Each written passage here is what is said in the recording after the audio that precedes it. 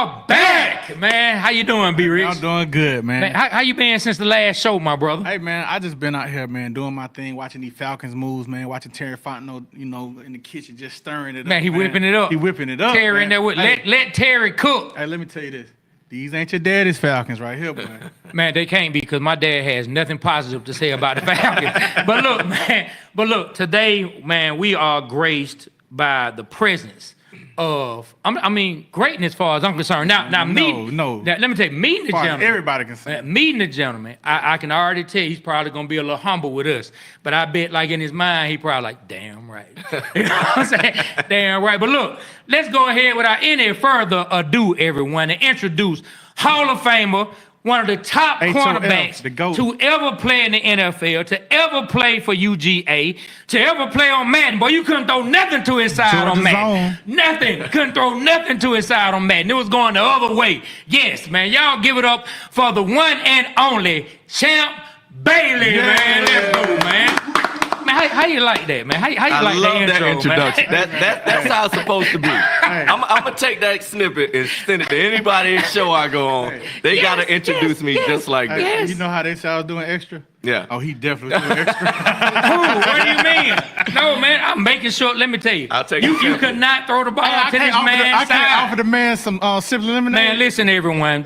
So listen. Usually when we have a guest, B. Rich offers people water. He definitely offers me and Aaron tap water. Not even out the kitchen sink. He tells us to go to the bathroom like it's the 70s or early 80s again. Damn right. You know, nobody's drinking out of bathroom sinks anymore, my brother. Nah, they got to dip But it let in me the tell you, toilet, man. My toilet clean. Champ came in. He offered this man simply lemonade. Yeah, man. Pulp free or with pulp? With the pulp.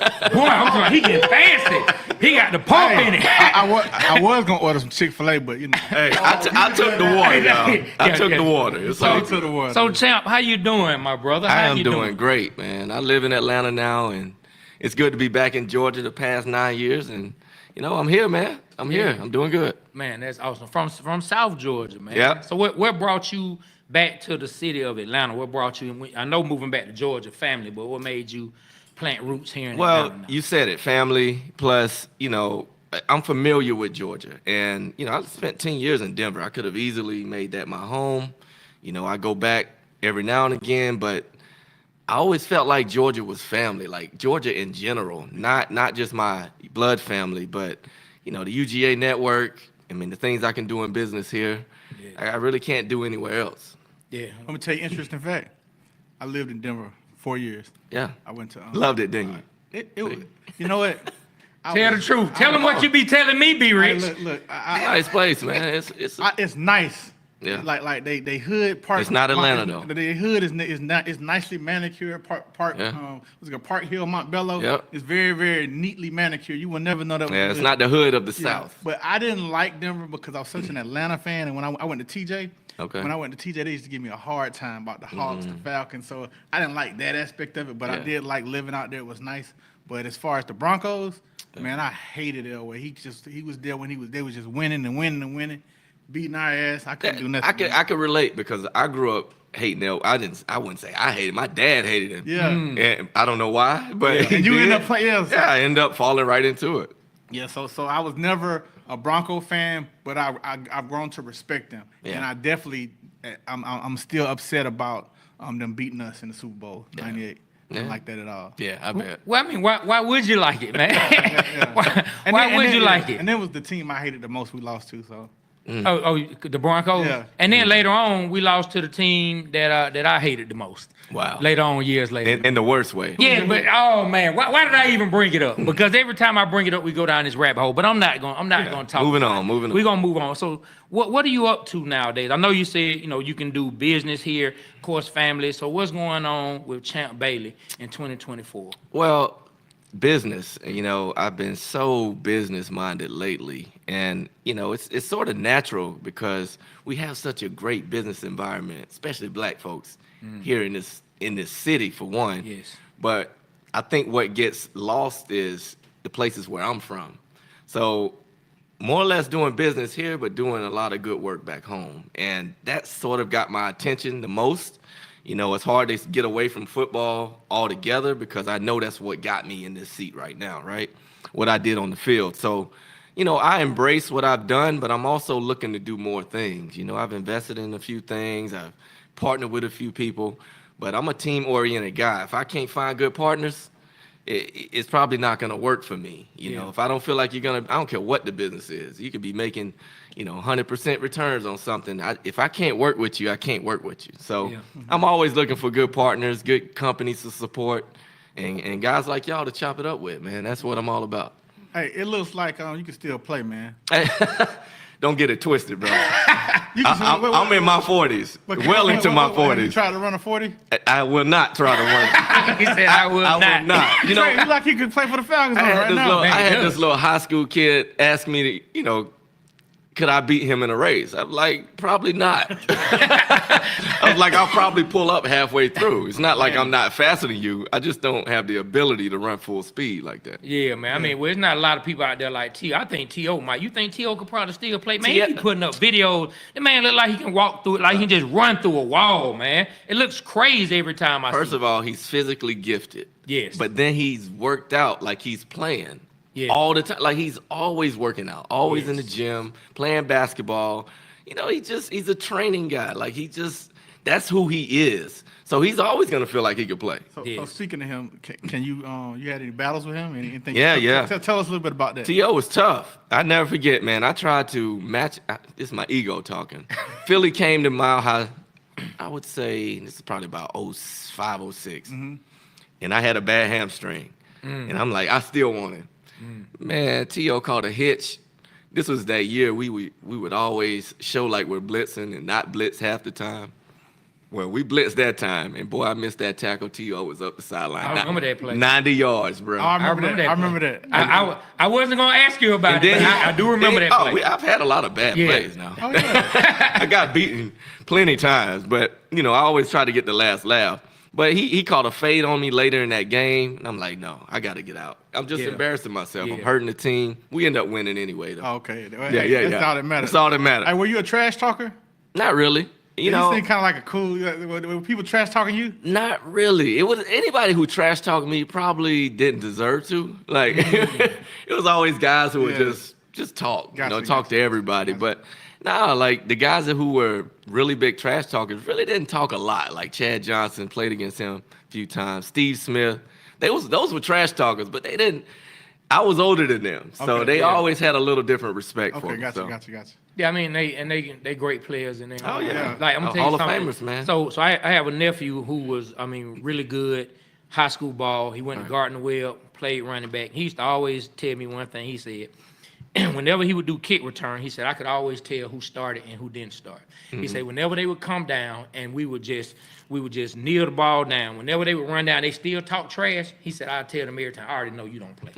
I already know you don't play and you don't play. That's a good way to because you pick 'em running out. your mouth like we're not even doing anything. We're going to the sideline and you popping off, so I know you don't play. Because I feel like the great players, they don't have to talk. Yeah. You know what I mean? Like it's gonna be done by their play. He kind of like has that demeanor of Barry Sanders. You ever played against him? Almost. Say almost. Well, he retired right before my rookie year, and they were our second game on the schedule. Oh wow. I wanted it. I mean, he was my idol growing up. Okay. I was a But running you got that back. same kind of like demeanor. Like he was real chill. Yeah. Great. You know, like when he scored a touchdown, he just hand the ball off. I never seen you kind of like showboat or nothing. No, that just wasn't me. Yeah. I just always been taught to be myself. I never tried to get out of character. It was just who I was. For the folks, I know where you're from, but let them know where you're from, part of Georgia. Folks in Georgia, way down south. Yeah. You know how Georgia's shaped with the big dip and the shape of Georgia. That's my county. Kind of about like Waycross and Waycross, Okefenokee Swamp. Yeah. We down there. Gators in the backyard. That's where we from. Yeah. I went to Albany State, and at the time I had a girlfriend. She lived in the Hunter. You heard of the Oh, Hunter? that's So- right. Yeah, That's our neighboring county, baby. So when I was Brantley there, they County. used to always talk about you guys. Yeah. Oh yeah, man. Now that town is smaller than Yeah, my it's town. small. I used to go down there. Very small. Yeah. What's the size of your town? Right now, probably about 4,500, maybe I think, something like that. 4,500 people, mostly black, but by a small margin. Was it a close knit community? Yeah, very. And it's funny, like we're close knit, but we're very conservative. I mean, when you talk about Georgia being a red state outside of Atlanta, we are the epitome of that. And it shows in the way the justice system is run, the way communities are run, the way the streets look. you could just tell there hasn't been a lot of change over the years, and it's unfortunate because those people down there deserve that. I heard you on 92.9 The Game like a couple weeks ago, and you was talking about something with movies. What was going on? Yeah. Well, a movie I was working on, this guy, Glenn Owen, writer-director, he's been sitting on this script called Signing Day for a while. And just through mutual connections, he reached out to me and asked me if I had any interest in the film business. And I'm like, well, this is probably the perfect time, being in Georgia with all the tax credits and things you can get. Just seemed like a good business move. Well, when he sent the script, of course, I'm a little intimidated because he had it in raw form. I'm like, okay, let me read this. After about a week of looking at it, let me read this. Yeah. I read it. I could relate. It's called Signing Day, and it's about a coach trying to sign this top athlete coming out of high school, and it just resonated with me. Yeah. And I was like, okay, I can relate to this. And then Glenn, he turned out to be a cool dude. He was a walk-on basketball player at UGA a little before I got there. So I was like, man, this dude, our visions are sort of aligned from a social aspect too. Yeah. So it was like, yeah, let me see what this is all about. So a couple years later, movie's made. Yeah. Now we're just trying to find somebody to buy it and get behind it. So Okay. that's where we at. Man, signing day. All right. Yeah, bro. We're gonna look for what was signing day like for you, or should I say, what was the recruitment process like for you? Were you considering anybody else other than Georgia? Well, I tell you what, my brother was at Georgia, so Okay. Older brother, right? Older brother Okay. Ron, he was at Georgia. He was there 3 years before me. So for me, it was pretty much written on the wall. But I didn't ever let people know that I was gonna commit. Yeah. So what Ronald had gotten you, if you would have been. No, Ron. So if you went to Tech, what would you say? I don't know what he would have said because it was never discussed. Yeah. It was always known that I was gonna go, Yeah. but I didn't tell people outside of my family that. So I took visits. I went to South Carolina, Auburn, and Georgia Tech on my visits, and they treated me well. But little did they know I wasn't going there. No, I was just trying to get out of my hometown, take these free trips. Yeah. I mean, that was my motive. Yeah, going to Georgia, man. The University of Georgia. That's our favorite team, by the way. We true Bulldog fans. Okay, man. It was okay. Like, back-to-back championships felt good. So, like, tell me, like, what it was like going to UGA. We talked to Quincy Carter. He kind of told us some of the things he went to. We want to hear your experiences and what was your favorite game there. Like, what do you remember the most? And I didn't know, like, I think, what years were you there? 96 through 98. Okay, so I was in college. I was at Albany State, so Right. I wasn't really like on my UGA game back then. But I knew the players, and I knew you played for them. Mm-hmm. But I didn't realize that you played both. You played receiver a lot. A lot. I thought maybe you got a couple snaps, but you went both ways the entire game. And I got to give Quincy a lot of credit for that because the years before, my first 2 years, I had Mike Bobo as quarterback. And Mike Bobo had his guys like Hines Ward, Corey Allen. I mean, he had guys at the Juan Daniels, like top-notch receivers. But that year, Quincy came in. He bucked Georgia Tech, came to Georgia. Yeah. I don't know, y'all know the story. Yeah. Yeah. But and he just relied on me. I'm a little older. I'm a junior. We were in the same class, and he just kind of vouched for me. But I had already proven I could play, which is now I'm more of a full-time receiver and full-time cornerback when he was there. Now he's a true freshman. He won the starting job, and then we were just off to the races. I caught his first touchdown pass at Georgia.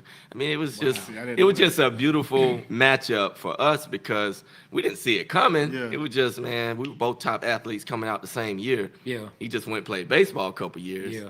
Good thing for us, he bought us some time to go recruit him and get him to Georgia. Get him back. It was a perfect matchup, man. Man, he spoke so highly of you as an athlete and playing on both sides. He said, man, it's plenty of times that I saw Champ go in at halftime. He said, you straight focus, do whatever treatment or anything you needed to do. IV. Get right back out on the field. Yeah, so I cramped up the first few games when I played like 90-plus plays. And I started cramping, and I couldn't make it through the game. I'm like, okay, how do we prevent this? Started doing IVs at halftime. Oh, wow. And that became the ritual. IVs at halftime. I started playing 100 plays, 120 Wow. plays. Wow. It was just, I never came out the field, returning kicks, doing everything. Wow, that's And, I just had the coaching staff that really let me do what I wanted to do. And believed in you. And believed in me. And I just showed up and did the job. What's the most snaps that not only that you played, but that most college players play. I think Travis Hunter is somewhere up in. I think I saw he was somewhere up in like 150 is the most that he's played. That's probably game. right. So I really don't. Most athletes who play both sides of the ball, is that like the norm? Who's playing both sides of the ball? Not a whole lot. I mean, He's it's the only it's only a example Travis that I Hunter, know. only a Champ Bailey. It's only a few of y'all, but the ones that do, that play 100 and some snaps, like how crazy is that to play that amount? It's crazy because you would typically average between 50 and 70. Like that's typical offense defense depending on the floor of the game. But if you're playing both ways, I mean, you think about what he's doing. He's full time. He's their number one receiver and their number one corner. Yeah. This dude is the real deal. I'm looking forward to seeing him play. I hope he don't play receiver because now you're play corner. Yeah, man. That's a dependent position. You don't want to play receiver full time. So speaking of that, right? So you were a receiver, and that's my next question actually. Do you feel like you could have been a first round pick as a receiver? I think so. Funny, Terry Robisky, one of my coaches, receiver coach at Washington when I got there, he told me, yeah, man, I was looking at you at receiver, but, I didn't have any say as far as what you could play or what you would play.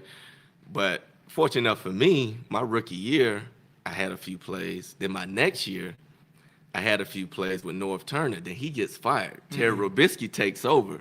Oh, shoot, I was like basically full-time offense at that point. So you played full-time? A little bit towards the end of the year, but towards the end of my second year. But we were pretty much fighting for playoff spots. Let me ask you a question. Why don't more NFL players play both ways out of fear of injury? You know how hard that is? I'm asking. I don't know how hard. That's what I'm asking. Yes. So that was one of the things that Marty Schottenheimer, when he became our head coach my third year, Okay. he was very adamant about not letting that happen because I was so valuable at corner. He said, if I let you play receiver and you lose one iota of production on defense, you're never doing it again. Wow. He was that strict. And I didn't play, I don't think I might have played 2 or 3 snaps that year. I wasn't really fighting for it at that time. But, fortunate enough for me, I was good enough at corner. It didn't matter. Oh, yeah. Good. You was great. Did you ever catch a receiving touchdown in the NFL? Catch one? No. I ran one. I had a running back. That was Terry Robisky year. I tossed sweet. Shout out to Terry Hey, Robisky. man, that's my guy, man. Yeah, well, my guy. Terry Robisky, of course, he was here Yep. for a while as the Yeah. receivers coach with the Falcons. Yep. Roddy White, whenever I've heard them talk, I've never met any of those guys. Yeah. I've never met Terry Robisky, but I've heard Roddy speak highly of him, Harry Douglas speak highly of him, and Julio Jones. Julio don't say much. Yeah. But some of the times that I have heard Julio speak on him has all been high, and then he Always. was speaking him up as well. Yeah, any player that's played for him speaks highly of him. I mean, I think there was something, he went to LSU as a running back, played for the Raiders, so he just knows what it is to be a player. And, he's one of us, man. Yeah, He's one of us. He just gets it. Yeah, he gets it, bro. Man, to go back to UGA, 1998, best defensive player in the college football. Am I correct? Did you win the Nagurski Award? I did win the Nagurski Award, yeah. It- I didn't win the Thorpe. Okay. Yeah, so, I mean, how was it getting the Nagurski Award? Hold on. You feel a certain way about not winning the Thor? Hell yeah, bro. Who got it over you? My boy Antoine Winfield won it. Okay. And it was just weird that year because he didn't have any picks, but he had a lot of tackles. Yeah. I really didn't understand it, but because I did everything. So I'm like, okay, I had 3-4 picks, pick for a touchdown, all these things happen. So it's like, how do I not win it? And, I think Chris McAllister was the other finalist. We both just looked at each other because he played both ways too a little bit. He played a little bit both ways. So it's just one of those things. But, I did get the Nagurski, All-American, all this good stuff. So no hard feelings. That's my guy, though. Winfield was I mean, hey, look, I used to have him in, I used to pick him a lot in fantasy football because he used to get a lot of tackles. Yeah. Always, man. you can't get by him. You can't get by him. He used to get a whole lot He's of one of the tackles, best man. tackling corners I've ever seen. So let me ask you this: when you went to Denver, right? I know this because I played football in Denver. Mile High, the air is really thin. Yes, sir. Did you know that when you got there, or did you kind of like experience it, or like what was your feeling on that? Because when I had exercise-induced asthma, and up there it just made it really like hard to breathe, and I was like, woof. Yeah, I got all the warnings before I got there. So was It's it cold? was it worse than you thought? Look, worse, I would say yes. Oh man! Now- it's a big advantage when y'all play a team. Yeah. They come up. I know they be winded. I know. Absolutely. And that's why, you want to start fast on like hurry up offense. Yeah. You want to just get people winded early, and it affects your whole game. Yeah. Like it just. So before I got there, yeah, they told me about the air, the cold, all this stuff. But the thing that you get used to it after about 3 weeks. What you don't want to do is go somewhere else and then come back and think, oh, I've been working out back home. Now I come back and you got to start all over man. I'm again, telling bro. y'all, man, like, Yeah. I went to a high school. It was called TJ, Thomas Jefferson, and it was like one of the powerhouses in Denver. And we had to do tour-a-days. We win championships every year. And I'm telling you, them tour-a-days, Trey, I made me want to quit. I wanted to quit football, man. Yeah. And the air was staying up there, but it's tough to play up there if if you're not used to it. Yeah. And then you come back to Atlanta, you get to the airport, and the air will be so thick. You're like, geez, it's just so humid here compared Humidity. to up Oh, Yeah. God. Yeah. You feel the difference. Yeah, It's so definitely feel the dry out there. difference, yeah. So dry. Well, of course, I can't speak on that from a sports perspective, but every time we went on the road, because we come from the music business, so every time we would go and do a show in Denver, say like Bob, for instance, they used to have oxygen tanks like Ooh. on the side for him. Like as soon as he come off stage, he hit the oxygen tank like immediately, every single time. You know what I mean? And Yeah. so I remember, but now in the beginning, before he became a star, and we were just opening up, you didn't get no oxygen tank. You might get a glass of water when you get off stage. Might get a sip of lemonade. I don't even think we were getting simply lemonade at the time. At least it got better. At least it got better. Yeah, it did get better, man. But that thin air would be killing you. So, all the people who love UGA, of course, the ones who may not know a bunch of your history and may not know some of the players you played with, they would love to hear about your old teammate Kirby. They would love to hear about Coach Smart. And just, I want to hear more about him as a player from your perspective. A lot of us see what he is as a coach, but was it anything as a player that kind of hinted that he may be able to pick up the game like in that kind of way and become a coach later on, or was he just a good player? At that time, I wasn't smart enough or aware enough to really realize it. But when I reflect on the meetings, the practice, the comments he would make about things I would do on the field, it made sense. Oh, yeah, he's a coach on the field. He was always the guy that got us lined up, in the meetings, telling us what we should look for. He's always that true leader of men. Wow. As a player. So it doesn't surprise me that he went down this road. I just didn't see it then. I wasn't looking for it. Yeah. His dad was a coach, so that was one reason he could have went into it. But the dude was just smart, sharp guy, great teammate. And I think that's what resonates with his players. He's gonna tell you the truth. He's kind of that kind of asshole. Like he's just that kind of guy. Yeah. So, he's a good leader of men. And I was lobbying for him to get the job maybe 3 or 4 years before he got it. Yeah. I just thought like, man, I love Mark Richt, but I just always felt like there's something missing. Like we got all this talent, and the Jamal Lewis's and the Keel Spikes, they're leaving town or going to Georgia Tech. The Calvin Johnsons and Damaris Thomas. Like, come on, man, these dudes want to go to Georgia. Yeah. But for some reason we them allow out. them to get out of the state. Yeah. No more of that. So we keep our talent here, go out of the state, get some more supreme athletes, and here we are with 2 national championships, looking for the third one in the last 4 years, right? Look, speaking of that, the game is being played. Bryce Young throws the ball. When Ringo catches that interception, Oh yeah, through the roof. how does Champ Bailey react? Take us there. How does Champ Bailey react? You might think we had me and my brothers. We all played at Georgia. Look, we are not Georgia. My mom, my sister, my dad. Oh, wow. Everybody is Georgia. So it's the feelings that we feel. They feel the same. They lived all that experience with us. So did you feel like he was a player? Did you feel like he won as well? Yeah. Yeah, that's. I mean, we never played a lick of Think about football. it. We've been waiting 40 years, Yeah. 41 to be exact, Yeah. right? Yeah. Like, that's a long time to wait for a championship. Who's the first person you called? Called? Or they called you and was I don't like, even "Hey, did remember, it." dog. I feel like I talked to everybody over the course of the next few days. Yes. Just everybody texting, and we got all these big group texts with former dogs and this and that. It just all of that, man. It was just a lot of good synergy, and it brought more guys up. That haven't been around the game or been around the team and the organization. It just creates an atmosphere that you want to be a part of. Yeah, man. I can only speak from like a fan standpoint. Like you say, now your mom and your father and your sister, like they had, your sister having a sibling and your parents having kids who played there. So their connection is even deeper than mine. But just from a fan standpoint, man, I went crazy. Now, I don't think I went crazier than my wife, though. I think, like, her and my oldest son, my oldest son is 12 now. They went crazy. I went crazy, too. We went in our group chat. Like, they did it. Man, Kirby beat Saban. Finally, we did it, man. Hey, I don't know if you're familiar with our sports bars. When he did the 28-3, the Dirty Birds and Cuss Words, and we kind of like talked about the Falcons. But he did one for Georgia where he made a sports bars. I think you should do it, man. Man, I don't even remember that one right off, man. I don't remember that one right off. I'll send it to you. I don't. You gotta let me see that. I don't. Yeah, I will show it to you. I don't remember that one right off, man. Got it, man. I really don't remember that one right off, man. I write so many of them and start practicing so many of them. You know what I mean? Like. known. Man, I didn't know you were gonna ask me to go back and practice a sports bar. He gotta prep you, right? Yeah, I practiced a sports bar that I did back in March. Hey, man, you wrote it.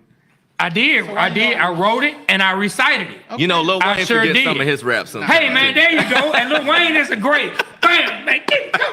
You ain't supposed to forget, man. I didn't know you were going to ask me that. All these questions that you could have asked me, you could have said, hey, Trey. It just popped out there. It just came out right there from the dome. Man. Bam, just like that. Okay, hey, man. Well, look, man, someone should have swatted it down like how Champ do them passes back in his days. Yeah, Somebody should have. I really don't remember that one. I did one about Alabama, like how. You bet you remember that one on us. No, I don't. Okay. I remember the beginning of it. You're gonna show it to me. I remember the beginning of it. Now I do have one, but not all the way finished, man. The beginning of it, you and Bronco fans might not be too happy about it because it goes, since the kids are back in school and summer vacation went so well, it's time we all gather around and welcome back the NFL.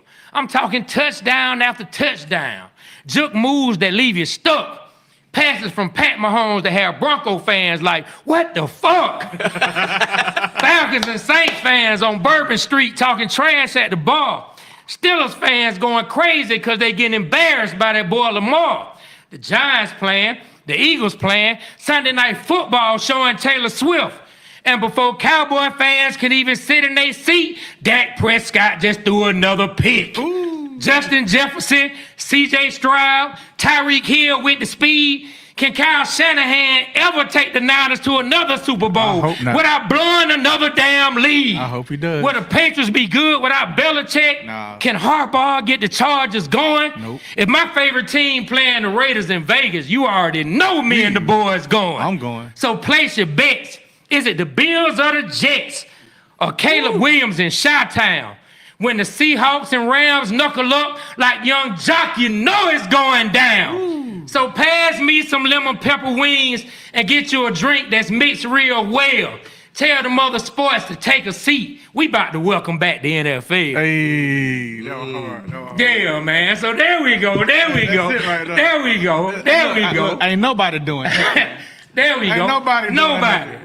And if you see it, it came from here. Right here with the Water Boyz, baby. You know what I mean? Hey, look, man. Like I was watching NFL Good Morning on whatever it's called. It's on NFL Network. Man, they taking my mojo, man. I started this, man. What you started? Yeah, I gotta hear this. I started. They good at it now. Look, man. You got that. I got that dog in me. You started it. Did I not with the K? Look at his face. Look at his face. Did I not? Yeah, well, who the first person you heard? You definitely started saying that I had such has that dog in him. And now everybody's saying it. Okay. I said that back in February. Well, you know what? The only thing we have to do is just go mainstream. The thing we have to do is just go harder with it, man. That's it. That's all. We just have to go harder with it. I'm glad I'm here. It's yours. I'm glad I'm a cultural icon out here. People are biting my Setting term. trends, baby. I'm a trendsetter, man. Hey, man. But you talk about saying something to God and asking Him to bring it to life. I'm not mad at you, my brother. No, I'm just talking. I don't know, bro. I've been hearing it a lot, though. I ain't gonna lie. But I probably got it from someone else. Man, I mean, definitely, but we'll just keep that between us. It's all good. So do they say that? Up at UGA, like, man, you got that dog in you. Like, I know people say dog a lot. It's the dogs. Yeah, I Like, mean, it's not a saying I haven't heard before. Yeah. But they don't say it as frequent as, yeah, they don't say it's freaking. They do now. Because of me, It's man. yours. Like, It's all you, baby. because I'm It's a yours, dog. We man. bulldogs, man. That's where I got Hey, it if you from. part of the family, man, own it. It's yours. No doubt. Go, man. So No doubt. I will let you hear that Georgia sports, but I'm gonna have to play it for you. Okay, I appreciate it. When we get, I got to when we hear get- that. When we get done, Got to hear it, baby. when we get done. So with this. I got a question. Go ahead. All right, and I'm trying. I know I'm taking your. No, go ahead, brother. Go ahead. So, out of college and NFL, what was the hardest hit that you had? Hardest hit? Like that you laid down and then someone laid on you. Hardest hit. You know, oh, man. I got to say, I don't even remember who it was, but we were playing Wyoming. I was playing receiver. It's just random. I caught a slant. And, boy, I took 1 too many steps after I caught that ball, and somebody just nailed me. Now, I got right up. But, boy, my jaw for the next 3-4 weeks was, like, clicking. And it was down. I thought I broke my jaw, but it never felt too out of place. I never said nothing about it. Yeah. I was like, man, I'm not got to give them the justice of saying they hurt me. So, yeah, that was one of them. But the hardest, That you laid on somebody. Or that you felt like that was that. Yeah, it may not was the hardest hit for them. But it for you, it's like that it was always these running backs. So the bus, I remember trying to hit him. I swear it felt like a wet toilet paper. Like he just ran right through me, bro. Oh man. It's just some that stick out. Travis Henry, I remember we played them in Buffalo. That's a big boy. Man, I had a bad shoulder. It got worse that day. I mean, wow. I hit him a few. He kept running. Marshawn Lynch, same thing. Buffalo. Oh, he was hard. Oh, he was hard to get down. Big bruh. dude. And you can't just hit them. Like you got to hit them, grab them, and hope somebody else coming. Yeah. Like, But for a as the DB, corner, that's you hard. didn't get paid to do that. Yes, look, I felt like down I the wanted field. to be complete. Man, like Martin I Sharp told you, man. Look, Hey man, we pay you to be on defense and play. Yeah, corner, but man. I gotta We ain't tackle- paying you but to I gotta tackle. Marshawn Lynch. I got to tackle. I mean- Hey, when your front and your linebackers not playing well, Did you ever like? You seem like you don't have the demeanor where you cussing and fussing. Did someone ever just bring you out your character and you just let them have it? One of your teammates? one of my teammates, it usually happened in practice. Oh, okay. Because you always got some young knucklehead that might say something crazy or just don't pay attention, just don't know how to be a pro. So it's just a little bit of that. There's never, usually when guys walk in the room with me, I always had another vet with me. Like John Lynch was in the room with me, Brian Dawkins. Forgot And Lynch. then when I was in Denver, I had, not Denver, but Washington, I had Darryl Green. So I always had somebody else that was, You played with Darryl Green? 4 years. 4 years with him, one with Dion. I mean, dog, I played with a lot of Hall of Famers. Oh, so tell me about the Dion, man. That's one of my favorite players because of the Falcon connection, and I wanted us to draft him. What was he like? Prime was exactly what you think he is. I mean, he obviously was a baller, but, from a character perspective, he in the locker room, he was the guy you could go to for anything. He loved his teammates. I mean, took care. I'm in my second year. Now, I've already had a year with Darryl Green, so now I got a whole different personality coming I in. did not know that. Yeah, so but even before he got there, when I heard we were signing him, I'm like, damn, am I gonna start? Like, this is. But you gotta think, like, these are the two guys I looked up to. Yeah, I mean, Prime coming in. Now, the coach just looked at me like, man, you crazy? Yeah, you starting. Like, somebody's gonna come off the bench, not you. So I was like, all right. But of course, that upped my game. I just learned how to work better. The thing about Darryl, I learned a lot from him. But we were different body types. So to come in and see Dion, see what I do, kind of vouch for it, teach me a couple other little things. And my career was So it's Dion, Darryl, and you on the same team? on the same They team. not. Dang, that's three of the best cornerbacks. 2000 Redskins. Hell, we had Bruce Smith too. All of y'all. Dan Hall of had Famers. Bruce Smith on that defense. Yeah. So speaking of Darryl Green, something I saw you say during your Hall of Fame speech, and I definitely feel like I understood what you meant. But for those who may see it and didn't know exactly what you meant, you said Darryl Green told you your hands are good, but your feet are better. Yeah. And so if you could break that down, like what the meaning of that is from a football standpoint. Okay, yeah. The actual term is your hands are great, your feet are better. Okay. And, I think what happens is when we talk about bump and run or anything really, as it pertains to football or defense, like people think it's all about your hands. Oh, I get my hand, I wrap them up, get them down. Oh, if I'm at the line of scrimmage, on bump and run, I get my hands on him.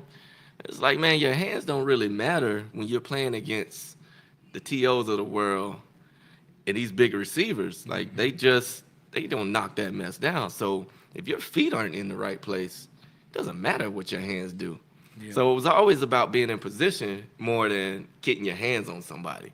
So it's just like how you tackle. You can't tackle somebody from beside them. You got to get in front of them. Yeah. Get in position so you're strong. Like strong base, strong change of direction. You just got to keep your power base level. So staying square, keeping your feet tight. I mean, that's what it meant by that. Like he would always say that because he never used his hands. Yeah. If you watch any tape on Darryl Green, the only time he was touching the receiver is when he was trying to get off a block or something.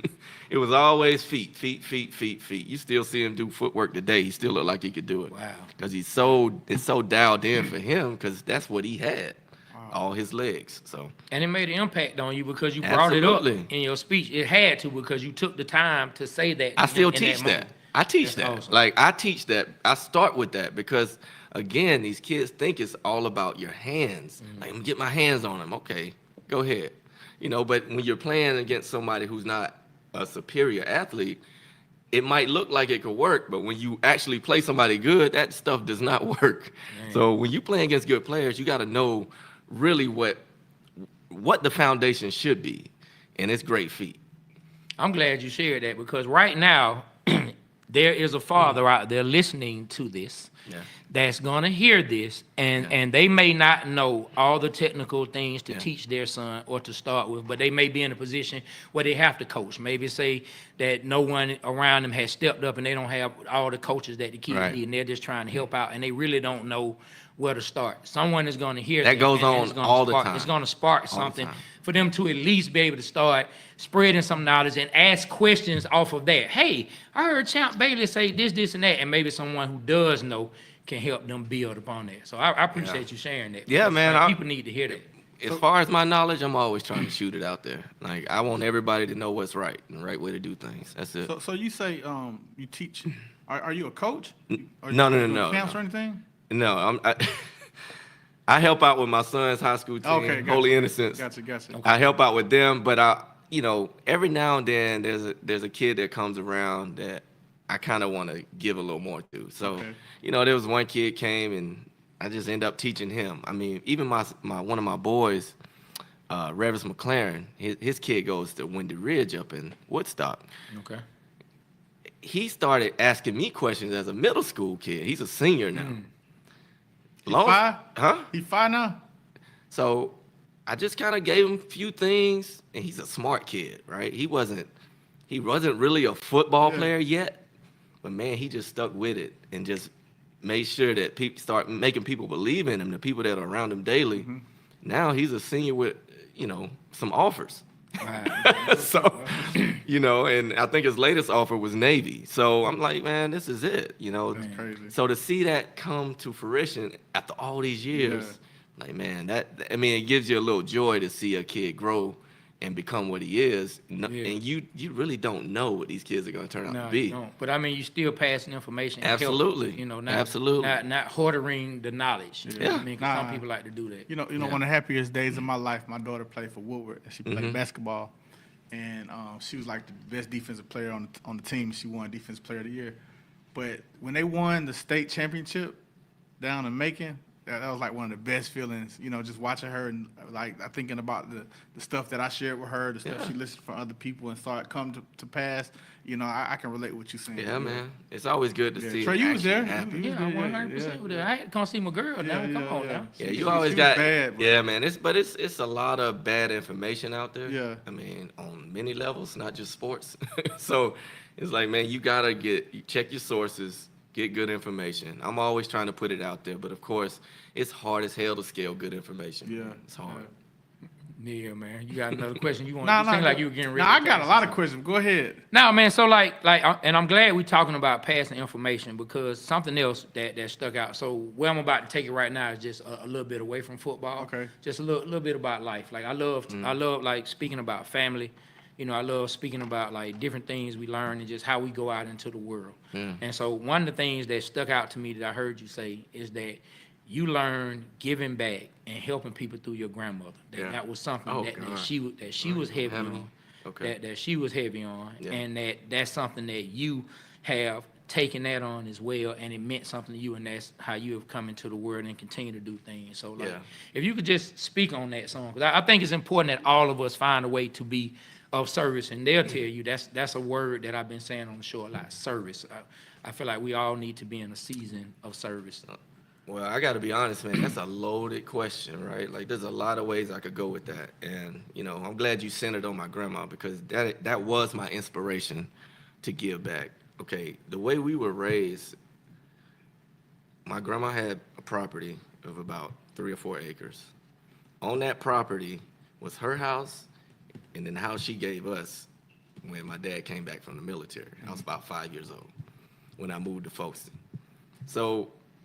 But scattered throughout her property, she had all these little shacks for pass-throughs. Like people just would pass through, and what she would do, she would allow them to stay in her shack and do work on her property. She had a garden and all these things that they could do, but she would take care of them, feed them. I mean, these are people, human beings, right? Like people that kind of disconnected from the family or whatever their issues are, addiction, whatever. And she also had the neighborhood store on the other side of the property, too. Wow. So all these places are still standing now. They're not operational at this point, but her property's still there. And, I always use her as an example of how to give because she gave with what she had. And she didn't have much. I mean, I think she's taking care of all her kids who basically lived off her until the day she died. That was my parents' uncles and my dad's siblings, right? So growing up, I saw that. I didn't really understand it, why she did it. I just saw it, and I never forgot it. But my sister was always dialed in. So I mean, and if you ask anybody now, most places I go, my sister with me because we just click on that level because she's always reminded me of the things my grandma taught us, about giving back, how to take care of your community, yada, yada. But, as we all know, as black people, black men, it's hard to get us all on the same page. So whatever she was doing, it was always rubbed somebody else the wrong way. And I saw examples of that when I got older because one thing about a black athlete or a celebrity or anybody that's successful, we always carry that burden of our community and having to go back and give back. And I never really understood how to do it because, again, I couldn't do it like my grandma did it. Yeah. I'm remote. I'm not living there anymore. So I don't understand or feel the issues as much as I did. So the older I got, the more I got away from it. So I would go back, do 3-on-3 tournaments, basketball tournaments, do all these camps But what I realized is that's just putting Band-Aids on stuff. Like, what's going to really create change down here? And I was like, I got to get with the people that are doing it like my grandma did it. So I just started finding people that are doing stuff in the community. And now that's what brings me back home now. I go back home now, it's purposeful. I know who I'm working with. We have constant connections. We've been doing these Facebook Lives, and it's been centered around, supporting the youth, but holding our local officials accountable because leadership is bad in our hometown. That's why nothing changes. So what we've been talking about in these lives is a lot of social justice issues. And what I mean by that is people that have been locked up for years that we're trying to get out. The crack epidemic. Like, they threw us in jail because we used crack. Like, it wasn't like nobody had the means to be a big time drug dealer in Folkestone, Georgia. Yeah. So how did the drugs get on the street? Yeah. So there's all these accusations and conspiracies around what really was going on. And now a guy just got out last week that did 33 years. Wow. They had no evidence on him. But they found a way to put him in the system, right? 33 years. He just got out. We still trying to figure out why he got out. Wow. We don't even know. I don't even think he knows. But long story short, you know, because like I said, man, this is an open-ended Somewhere you could go conversation. forever, So many, yeah. but this is what connects me to my hometown now, because I found my partners back home. I mean, I started this whole interview of I need good partners. So that's what I started doing. I finding people who are doing the good work and supporting them. And now we've been doing these Facebook Lives, and we've been talking about getting this one lady out of prison. Well, I don't know if y'all would believe this story. So I'm going to end it with her story because I think it's so impactful, and it'll kind of set the tone for all the others. I mean, I'm talking about almost 100 people that have dealt with this one detective in our hometown. Oh, wow. He's still there. I'm going to start with Still that. working? He's still there. Wow. Yeah. Still active on the force. Still active on the force. Still putting people in prison. So this lady was working for this guy. She was basically his snitch, using her to try to set up other people. So they would arrest somebody, confiscate the drugs, put it back on the street. Arrest that person, put it back on the street. That was the thing back then. So this one lady, she ends up sleeping with this guy, this cop. Now, of course, that's considered rape to me, because now you're in a position of authority, and now at the very least it's sexual harassment. But they had a baby together. Now, baby is obviously 33 years old now. Guess where she at? She's still locked up. Yeah, bro. Like, this dude found a way to make her disappear. Now, this happened when I was a kid.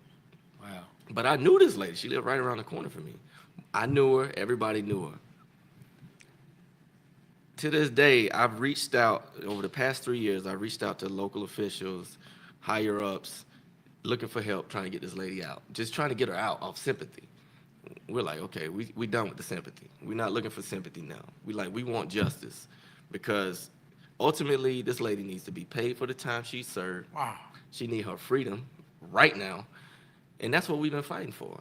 We have not found legitimate help yet to really like get this thing rolling. Everybody just kind of looks at it and like, damn, I can't believe it, but nothing's being done. Yeah. Now, of course, if you know how attorneys work, they want money. I'm like, you know, there's something in this. I know it's something for her and the others that we're gonna, you know, use to go after this guy and the whole system, but we got to get the ball rolling. Wow. So, you know, we're at this stage now, man. We just like forget it, and you know, I'm gonna say why it's so present, because one, she's still locked up, and two, we just had another one of our boys get 15 years on vehicular homicide for an accident. Now, he ran off the road and ran into somebody's lane and hit him, really because he couldn't see him. So it was a tragic accident, but they treated him like a criminal because he's had a record. Now, this is somebody I grew up with. Now, he fought the trial, but we all know you go to trial in South Georgia, you will be found guilty and you will get the max. Wow. Dog, so he just got sentenced 2 months ago. So we're working on trying to appeal his sentence and try to get him out of prison. Now, when I think about criminal justice, this is what I'm talking about, like breaking these systems down, because they look at him like they didn't even offer him a plea, for one, but that's usually the route they go. They knew they could get a conviction on him. Yeah. So they made sure they put him right into the courtroom. Everybody's on the same page. The attorney, the DA, Wow. the judge, everybody. They threw the book at him. Now, why does that case stick out to me? Oh, somebody died. You know, yeah, I know somebody died. But this dude was on his way to work. The same path he's gone on for years to go to work. And y'all just assume he ran off the road purposely and hit this lady because he was drunk. Nothing in his system. He's going to work. All right. There's another case very similar. Another guy we grew up with. This white lady hits him. Never set foot in the police station. Already considered an accident. Her questionnaire, I thought I hit a deer. She called the cops, or dialed 911 13 minutes later. Wow. I was like, okay, nobody in the South calls 911 if they thought they hit a deer. They usually go pick up the deer, hang him up on a tree and gut it. Like, that's what happens where I'm from. You don't call that. Why are you calling 911? Like, what are you talking about? 13, no, you knew you hit somebody. But again, they treated her Totally different. totally different than him. I'm like, this is plain as it gets. So those are the type of things that get my attention and my focus now, man. I just can't continue to sit here and allow this to happen to my people. So what are we doing about it? Okay, we made all the calls, I told you that, but we also changing leadership. Politicians, the sheriff just got reelected. We asked him to do some help for us. He lied to us for about 2 years, saying, yeah, I'm gonna go visit these kids, these 2 other kids we're trying to get out of prison. Well, they're not kids now. They've been in jail 22 years for armed robbery. Nobody got hurt. All the victims, so-called victims, say, yeah, these boys should have been out. Everybody, even the sheriff, it was his brother's pizza place that they robbed. Wow, this sheriff. He even said they should be out, but he won't do anything to support that cause. Well, look, let's say this. Look, anybody out here that's hearing our voice or seeing this, if you guys have any pull, any type of I appreciate that. anything that can help Champ out with this, Yes. hit us up in the DM, man, and we'll pass it along, man. If you have any pull, anything that you can do to make justice come for these people, man, hit us up, man. Make this happen for real. Yeah, man, it's time. We just can't stand by and let this shit happen. Like, not to our people. Like this is something that's real. So I often think, okay, if this is happening in Folkestone, it's probably happening man. in Nahunta, Homerville, Valdosta, like all these other little towns that you just don't hear about. If it's just in Folkestone, it's got to be. Just think of all the cities in America. You watched Dukes of Hazzard, right? Yeah, I watched Who it. ran that town? The sheriff. Boss Hogg, The sheriff. Roscoe Pico train. Yeah. So the sheriff really runs those towns, Yeah. and they have all the influence. But what they can't see is the pain and suffering that we are like enduring. They don't see that. They can't feel it. They just used to what they're used to. We're viewed as less than, and they treat us as such. And it's time to change that. Yeah. Man, well, I appreciate you sharing that, with us, definitely, man. And I had to ask you, like I say, about your grandmother because that stuck out to me. Yeah. That really stuck out to me when I watched you speak on it. Like our grandparents have such an impact on our lives. Like I have a 12-year-old and a 9-year-old, and they have close relationships. But luckily, my mother and father are still alive. Luckily, my wife's mother and father are both still alive. Yeah. And even my father's current wife, my kids are close with all 5 of them. And like grandparents, they play a huge role. That's huge, man. Yeah, man. So let me take it a different route, man. So what year did you get drafted? 99. And who was in your draft class that Ooh. stands out? You gonna remember this one. All right. Okay. First pick was Tim Couch. Oh, You remember that Brown. draft now? Yeah. Browns, Oh. right? The Browns, Yeah. So funny story about that draft. I knew I was going to the Redskins. Like I just knew. They spent the most time with me. They were looking for. What a number cornerback. were you picked? 7. 7. Okay. So But the Redskins was sitting at number 5. So let me Yeah. refresh Tell us your the memory. story. So if you remember that draft, it was Tim Couch, Donovan McNabb, Achilles Smith. Okay. 1, 2, 3 quarterbacks. Yes. First 3 picks. Well, the 4th pick was a big question mark because we knew the Colts wanted a running back. Well, everybody thought they were going to take Ricky Williams. They took Adrian James. So sitting at number 5 was the Redskins. So they didn't take Ricky Williams. That shook up everything. Oh, wow. So that's when the Saints traded all their draft picks and picked Ricky Williams Ricky. to move Wow. up. They traded back. The Redskins traded back to number 12, I believe. Okay. They traded back to number 12. The Saints end up picking Ricky Williams. And then the 6th pick, Dick Vermeil was the coach of the Rams. I'm thinking, okay, I'm going to the Rams. This fool just sat and told me about a couple weeks ago, yeah, if you at number 6, I'm getting you. Yeah. He lied to me. but they took Torrey Holt, another Hall of Famer. No big deal. Can't be mad there. about that. Yeah. So sitting at number 7 is, I think, Chicago. Okay.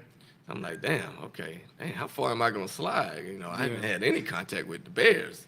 Yeah. So that's when the Redskins traded back down to number 7 with Chicago. Chicago went back. Chicago ended up using that 12th pick on Cade McNown. That's a whole nother story. Yeah.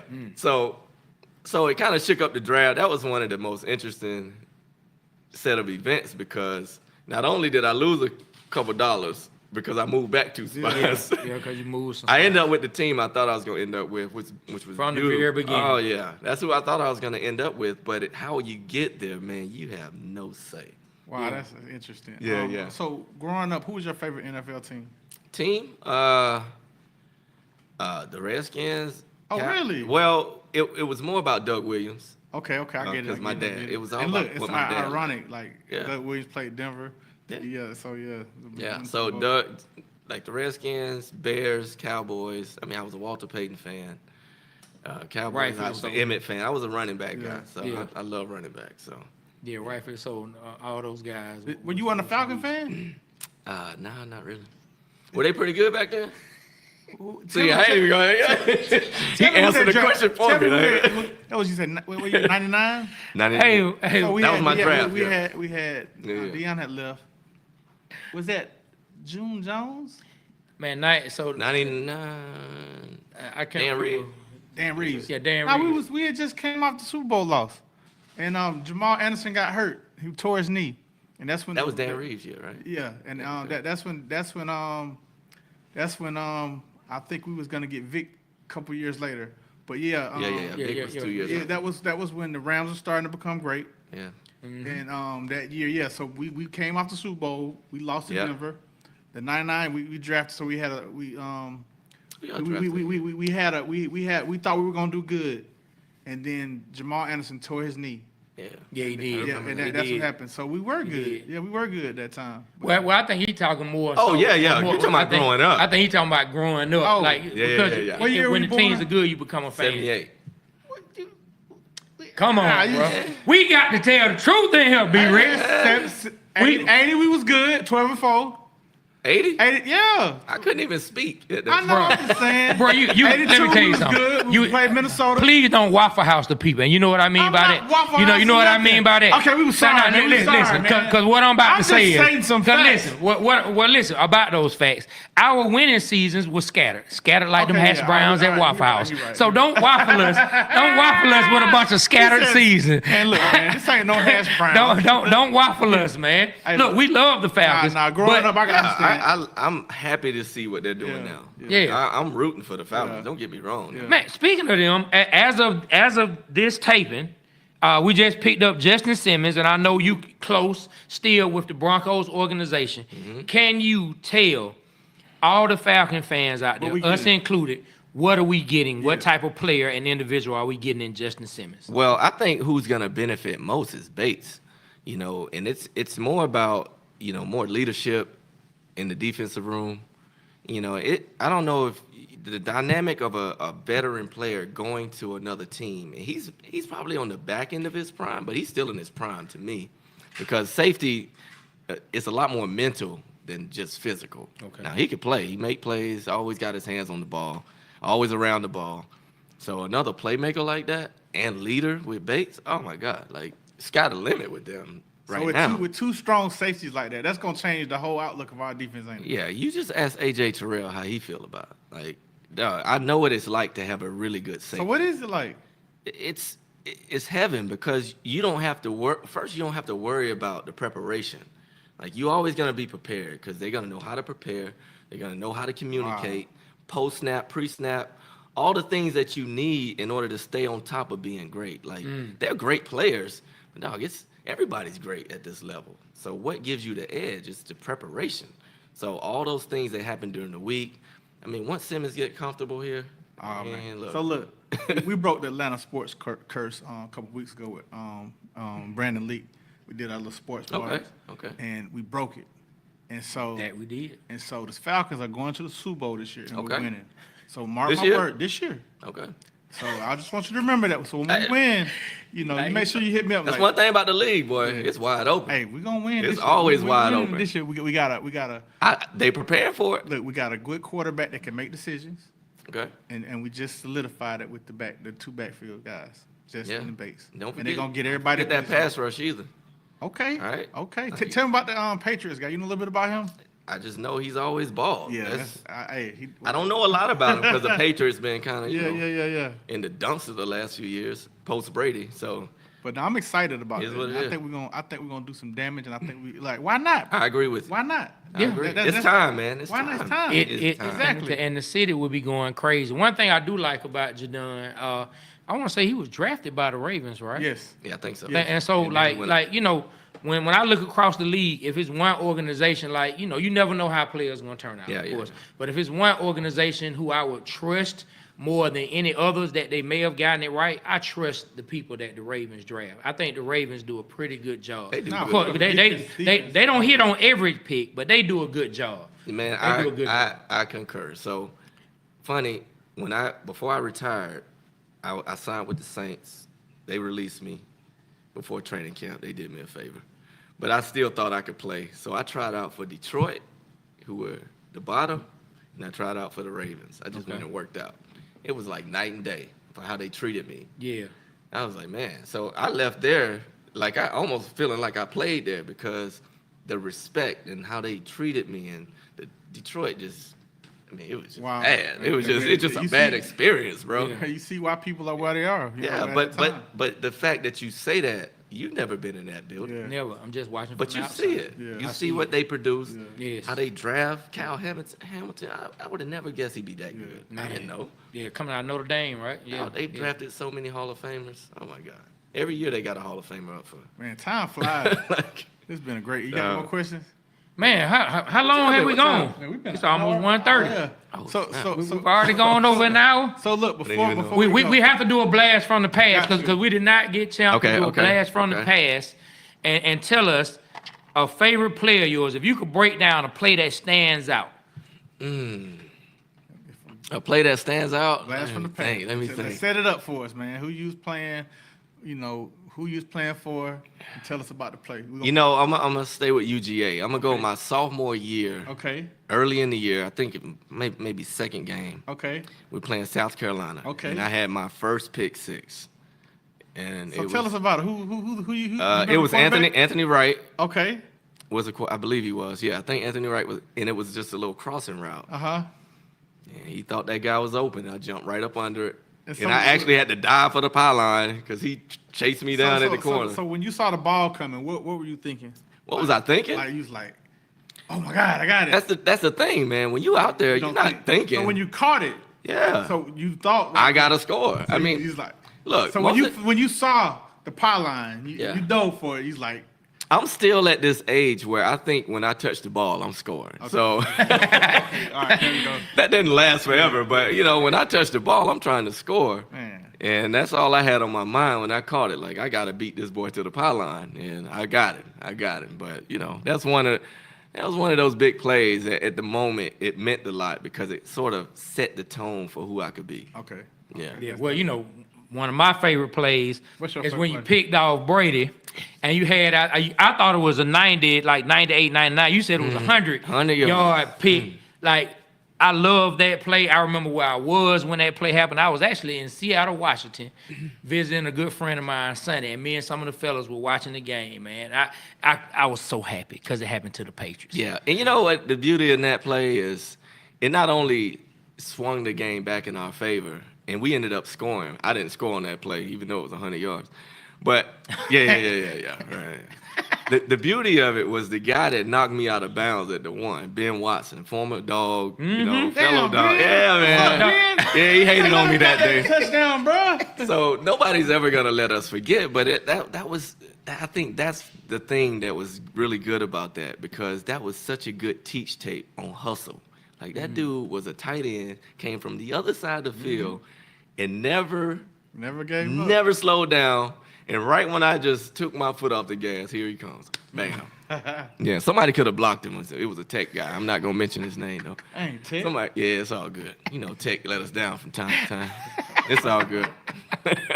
It's all good. Man, this has been, well, first, I want to say, like, thank you for gracing us with your presence. Thank you for seeing the value in what we doing and feeling like, hey, man, I'm going to come in and interview with you guys. Yeah, man. You know, we really appreciate it.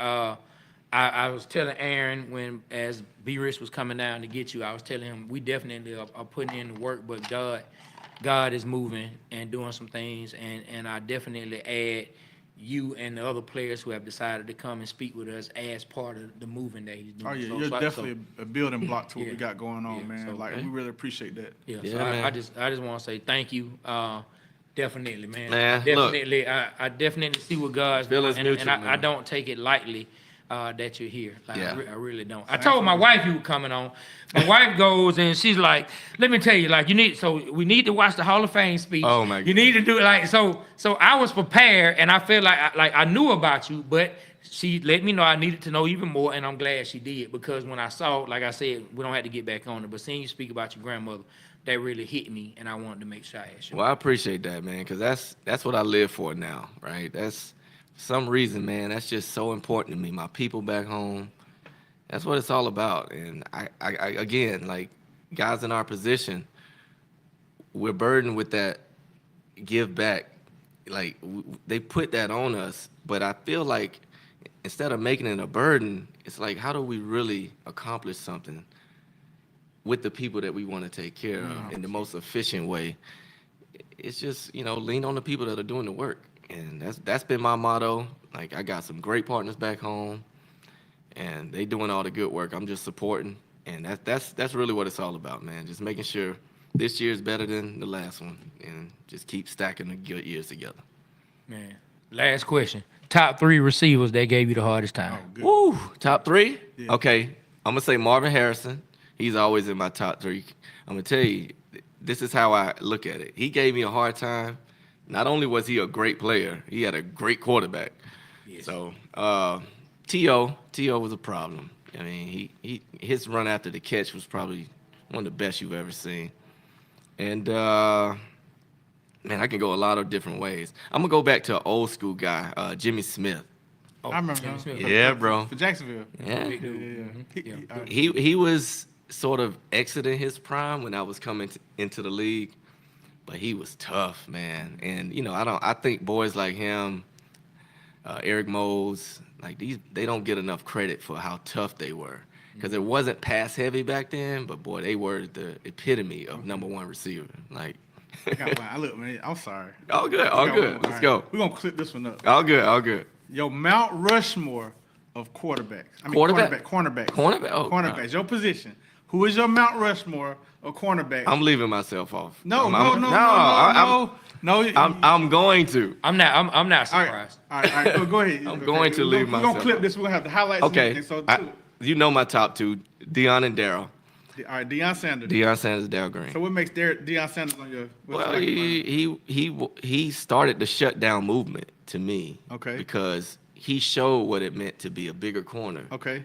and stay toe to toe with these fast, quick guys Okay. that know where they're going. Like, All right. He really paved the way for bigger corners, and that's all you see now, All right? All right, Darryl Green. Darryl Green. I mean, that was a winner. Fastest guy I've ever played with. Smart, mentor. I mean, I'm more biased, but his production was his production. I mean, dude was a beast. All right, who's your other 2? My other 2, I'm gonna go Charles Woodson. All right, what's up with him? Complete. He could play anything.